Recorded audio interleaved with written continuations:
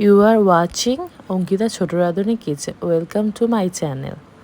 Thumbnail দেখে নিশ্চয়ই বুঝতেই পেরেছ আজ আমি কি বানাতে চলেছি। তার জন্য আমি আর আমার বর বিস্কুটটাকে নিয়ে ভালো করে টোস্ট বিস্কুটের গুঁড়ো বানিয়ে নিচ্ছি ভালো করে, দেখো।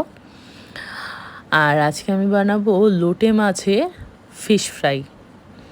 তো লোটে মাছ দিয়ে যে এত সুন্দর ফিশ ফ্রাই বানানো যায়, এই ফ্রাইটা তোমরা বাড়িতে না করে খেলে বুঝতে পারবে না।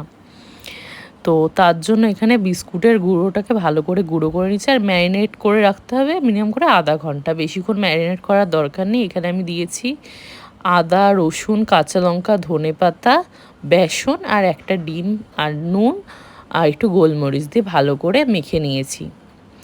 ডিমটা কিছুক্ষণ খেলে নিলাম আমি ডিমের কুসুমটাকে নিয়ে। তারপর আমি ভালো করে ম্যারিনেট করে নিয়েছি আর বেসন দিয়ে ভালো করে মাখিয়ে রেখেছিলাম যাতে ভালো করে গায়ে লেগে থাকে। এবার আমি বিস্কুটের গুঁড়োটায় তোমার কোটিং করে তেলের মধ্যে ভালো করে ভাজবো। আর এটা ডুবো তেলে করার চেষ্টা করবো। আর লোটের মাছের গায়ে কিছু লাগতে চায় না, তার জন্য অনেক প্রবলেম হয়। কিন্তু চেপে চেপে বিস্কুটের গুঁড়ো লাগিয়ে দিলে একদম মানে বোঝাও যায় না, খুব সুন্দর হয় খেতে। এটা একবার বাড়িতে বানিয়ে দেখবে এইভাবে। তো চলো দেখাচ্ছি। খুব চেপে চেপে করবে, কারণ এই লোটে মাছটার গায়ে কিছুতেই লাগতে চায় না। আর লোটে মাছ যেহেতু একদম মানে স্লিপ হয়ে যায়, এত লোট থাকে যে স্লিপ হয়ে যায়, নুন দিয়ে ভালো করে ধুয়ে নেবে আগে। তো এখন দেখো আমি ব্যাটারের থেকে নিয়ে একটুখানি নিয়ে বিস্কুটের গুঁড়ো ভালো করে লাগিয়ে দেবো লোটে মাছের গায়ে। তো চেপে চেপে লাগাবো। আমার বর আর আমি বিস্কুটটাকে গুঁড়ো করেছি, টোস্ট বিস্কুটকে। তারপরে আমি ছাকা তেলে ভেজে নেব। আমি বারবার তেল দিয়ে ভেজেছি, কারণ তেলটা নাতলা ওয়েস্ট হয় তার জন্য।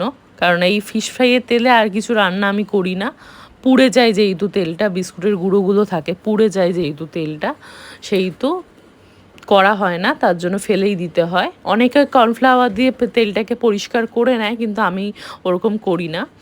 এই দেখো গায়ের থেকে মানে বিস্কুটের গুঁড়োটা ভালো করে লাগতে চাইছে না, তার জন্য আমি চেপে চেপে লাগিয়ে দিচ্ছি।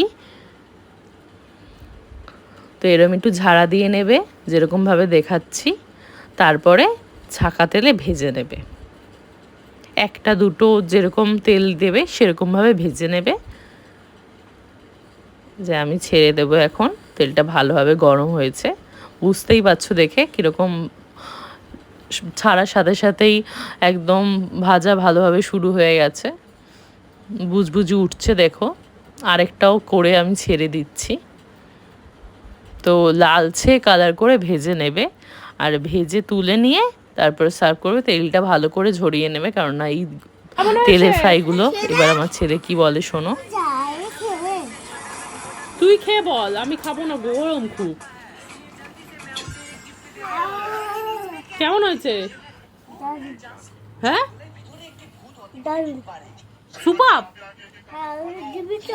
হ্যাঁ আরো দেবো।